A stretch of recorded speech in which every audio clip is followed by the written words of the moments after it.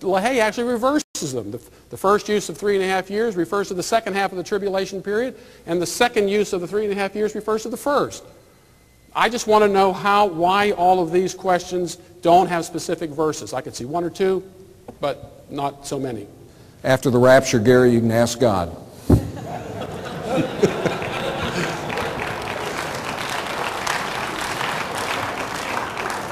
Okay, at this point in time, we get to refrain from any more ad hominem barbs. Okay. Focus on our closing statements. Dr. Ice will go first. He'll have literally 10 minutes. Okay.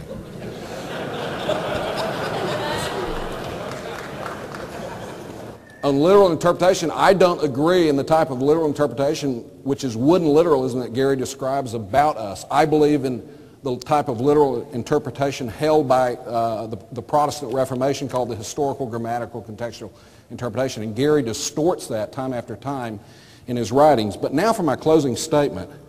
Since this conference is about connecting the dots of a creation to revelation worldview, we need to ask, what are the implications of locating the tribulation in the past or future?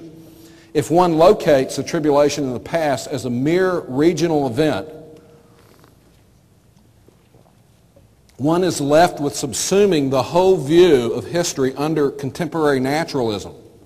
However, if we locate the tribulation in the future as a global event, then it requires a clearly supernatural view of history.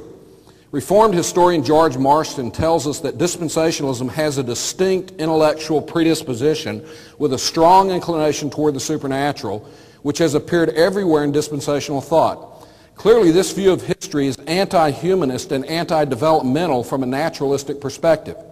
Change takes place almost solely through dramatic divine intervention, which transforms each era into the next, unquote.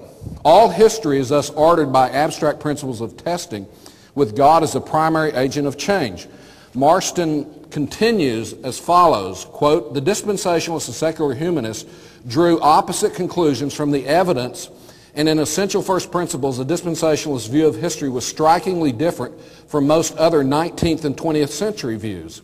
Modern historiography assumes that human and natural forces shape the course of history, and its basic model is something like a biological concept of development. Dispensationalists, on the other hand, start with the assumption that supernatural forces shape history. The data that each group considers relevant to historical explanation are so different that each basic communication would be difficult or impossible. These totally opposed views of history lay at the heart of the conflict and misunderstanding between theological liberals and their fundamentalist opponents. The Liberal Party came increasingly to view history in the sense of natural development as the key to understanding all reality, including Scripture. Fundamentalists, on the other hand, insisted more and more that the supernatural account of things in Scripture was the key to understanding anything about natural reality, including history, unquote. The Reformation provided an improvement over the medieval world's primary focus upon heavenly things. However, the Reformation maintained too much of a spiritual-only mindset that would still prevent the full development of a truly biblical view of the past and future. One historian tells us, quote, "The idea of setting up a biblical natural science found no general acceptance among the adherents of the Reformation. In general, the biblicism of the Reformed Christians was not concerned with scientific topics, and in seeking the data of science solely in the book of creation, they followed the example of Calvin. Calvin, though very critical of pagan thinking, did not repudiate everything that originated with the heathen. His doctrine of common grace prevented any wholesale disavowal of the literary and scholarly heritage of the Greeks. He was too realistic and too accomplished a humanist to hold that the fall had led to a depravity of man in the scientific field," unquote. The rise of dispensationalism within the Reformed tradition was the next developmental step in a consistent treatment of the Protestant hermeneutic and its application to the entire Bible. In other words, connecting the dots from Genesis to Revelation.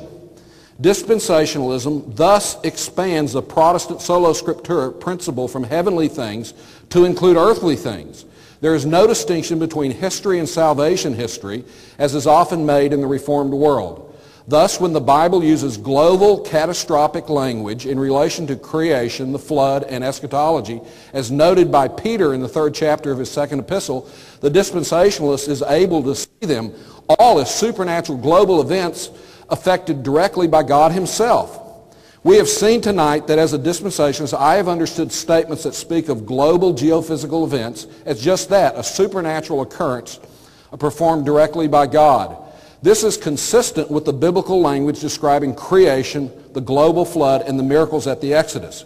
On the other hand, Gary takes creation, the flood, and the miracles at the Exodus in the same way I do, but after that he interprets most of Scripture in a naturalistic manner.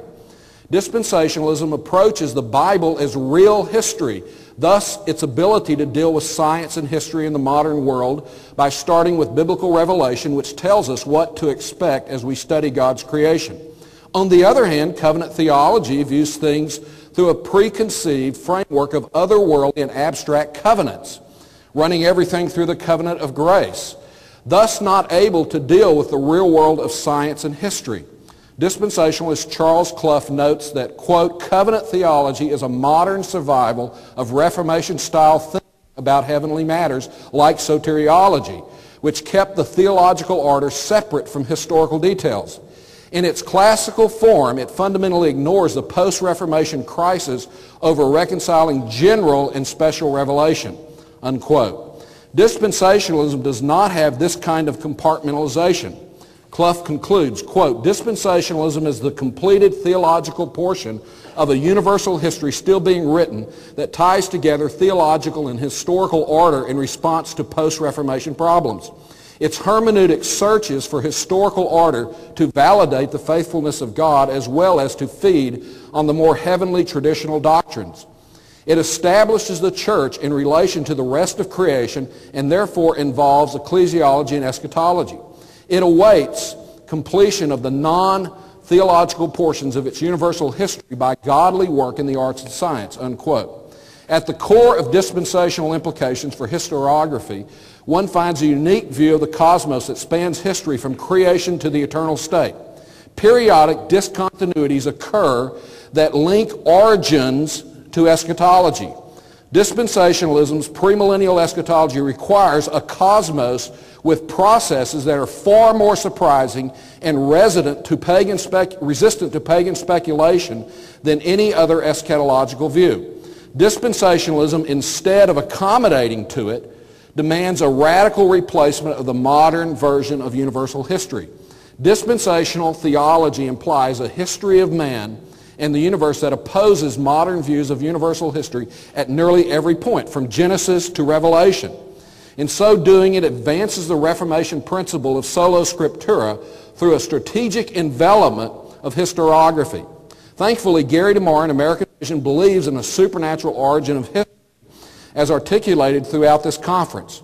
What creationism teaches us is that the God of the Bible intervenes on a global scale. The Apostle Peter clearly reminds us that just as God intervened globally at the flood, he will intervene globally at the second coming. Sadly, Demar's naturalistic approach to eschatology does not fit the biblical paradigm of divine interventions on a global scale. This is a matter of consistency. If one holds to a supernatural view of past history, then one ought to hold to a supernatural view of future history, as I have presented here tonight. If we are going to take a mere naturalistic regional view of eschatology, then consistency requires us to take a regional view of creation and the flood, as full preterists tend to do. When one interprets the Olivet Discourse naturally, as Christ intended, it results in the realization that the Great Tribulation is future to our day, as noticed in this graphic. It brings stability to it. On the other hand, if you agree with Gary that it is a past event, then you stand the meaning of Christ's teaching on its head based upon this generation. Here's my challenge, Gary.